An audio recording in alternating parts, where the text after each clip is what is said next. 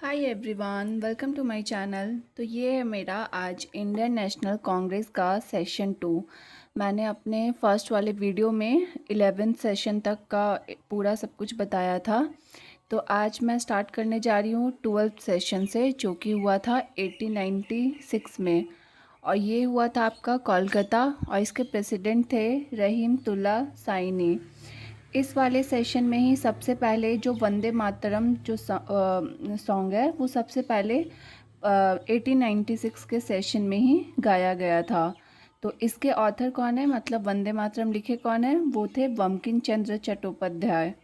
और first time इसको गाए थे रविंद्रनाथ टैगोर। ओके। उसके बाद हुआ आपका 13 सेशन, जो कि हुआ अमरावती। प्रेसिडेंट थे MC शंकरन। 14 सेशन हुआ है 1898 मद्रास में, उसके प्रेसिडेंट थे आनंद मोहन बोस। 15th सेशन हुआ है 1899 में, जिस लखनऊ में। प्रेसिडेंट थे उसका रमेश चंद्र दत्ता। 16th सेशन हुआ है 1900 लाहौर। प्रेसिडेंट थे NG चंद्रवर्कर। 17th सेशन हुआ है 1901 कोलकाता में। प्रेसिडेंट थे दिनेश एडुलजी वाचा। और सबको पता है कि गांधी जी साउथ अफ्रीका चले गए थे, लेकिन वो 1901 के सेशन में सबसे फर्स्ट टाइम इस सेशन को ज्वाइन किए थे। देखो, मैं आपको एक और इन्फॉर्मेशन देती हूँ। 1924 में गांधी जी ने सबसे फर्स्ट टाइम INC सेशन को का प्रेसिडेंट बने थे। पर जब पूछा जाए कि गांधी जी सबसे पहला बार पार्टिसिपेट कब किए थे, तो वो है आपका 1901 के सेशन में।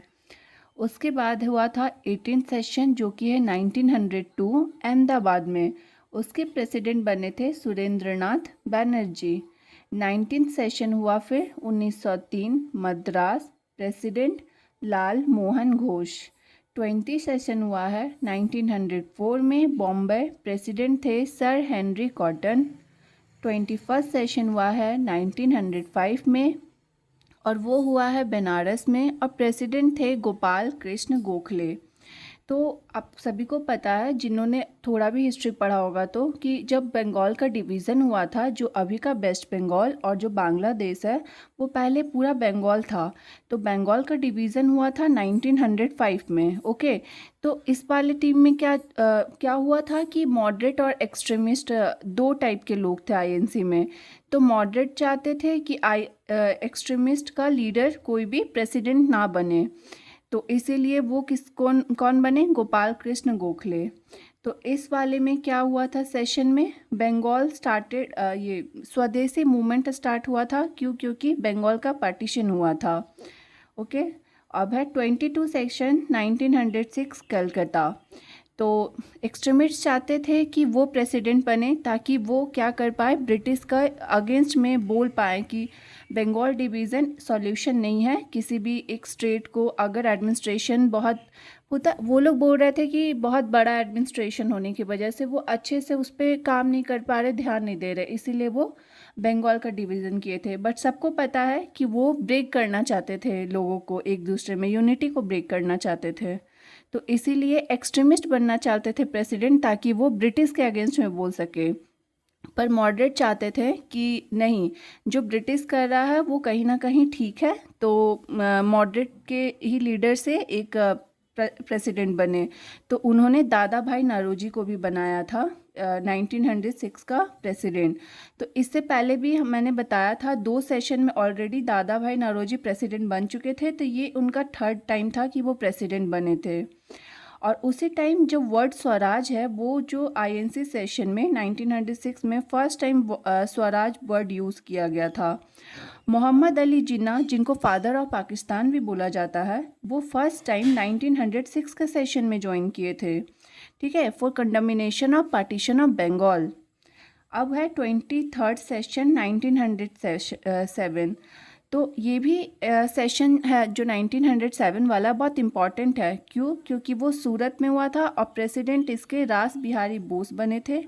और इस सेशन में ही सूरत स्प्लिट हुआ था, मतलब मॉडरेट और एक्सट्रीमिस्ट दो भाग में डिवाइड हो गया था, ब्रेक हो गया था, split between moderate and extremist.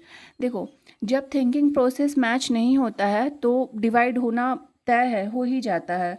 तो ये बहुत पहले से ही आ रहा था, 1905 से ही वो लोग बहुत एग्रेसिव थे कि नहीं, हम लोग अपना अलग मतलब नहीं हो पा रहा था थिंकिंग मैच।